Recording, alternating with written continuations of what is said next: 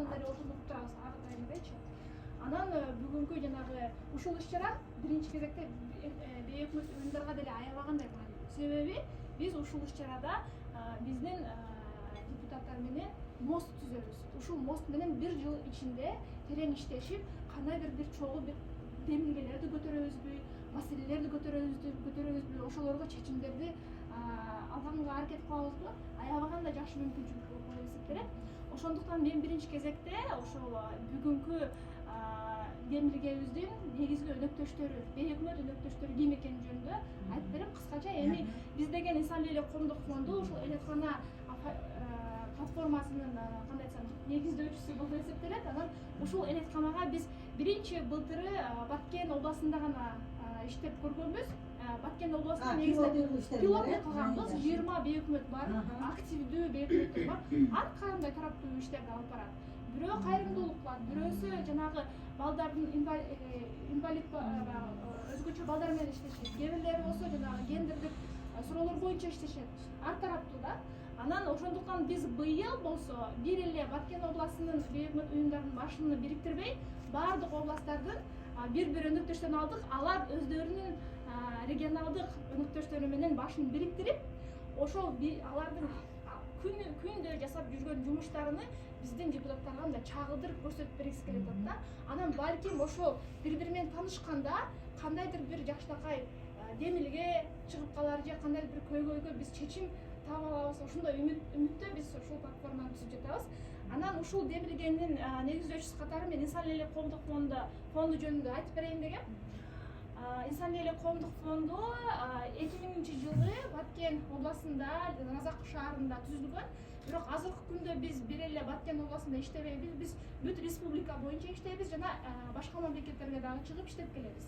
Биздин негизги максатыбыз бул жергиликтүү жамааттардын социалдык экономикалык өнүгүүсүнө мындай салым кошуу жана алардын жарандык катышуусуну демилгелерине колдоп берүү. Негизги иштөө тармактарыбыз биринчи, албетте, Камила Абдыразаковна билгендей эле, сиздер баарыңыздар билсеңиздер керек, бул коопсуз миграция жаатында иштейбиз. Экинчиси болсо жанагы элеттик аялдардын экономикалык абалын өнүктүрүү жаатында иштейбиз. Мисалы үчүн биз баягы өзгөчө былтыры жылы Баткен областында каргашалуу окуялардан кийин көп эле жамааттарда адамдар өзүнүн экономикалык абалы аябай начарлап кетти. Бүт нерсесин адамдар жоготуп алды. Бирок ошого карабастан демилгелүү аялдар менен иштеп, аларга техникалык каражаттарды берип, аларга өздөрүнүн ишмердүүлүгүн ачып бергенге жардам берди. 25 аял ошондой ишмердүүлүк ачып, азыр өздөрүнүн үйлөрүн багып жатат. Жана ошондой эле гуманитардык жаатта иштейбиз. Өзгөчө биз Баткен областында мындай башка тармакта иштесек деле, ушул кандай айтсам түйшүк бизди мажбурлады да гуманитардык жардамды дагы бергенге үйрөнүп, эвакуацияга катышуу, баягы жабыркагандарды категориялуу ошондой сыяктуу эмелерди үйрөндүк да. Анан мектеп тамактануу боюнча Инсан эле коомдук фонду баягы дүйнөлүк азык-түлүк программанын негизги өнөктөшү болуп эсептелет. 2021-жылдан бери биздин колдообуз менен ошол дүйнөлүк азык-түлүк программа менен биргеликте биз 155 мектепте ысык тамакты киргиздик. Ысык тамак киргиздик деген сөздө бир эле окутуулар эмес. Ал жака толук бойдон техникалык жааттан биз жабдыктарды киргизебиз биринчиден. Экинчиден жанагы мектепти, завхоздорду, поварларды 155 мектепти. Ошо 3 жылдын ичинде 155 мектепти 3 жылдын ичинде жаңы Кыргызстан боюнча. Ар бир региондо канчада мектеп болот?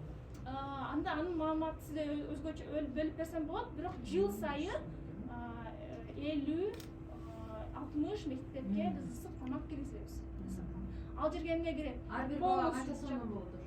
Азыркы учурда өзүңүз билесиз, 700 сом болуп келатты, бирок биздин жаңы закон кабыл алгандан кийин болсо, жанагы көтөрүлмөй 20 сомго көтөрүлмөй чечими кабыл алынган.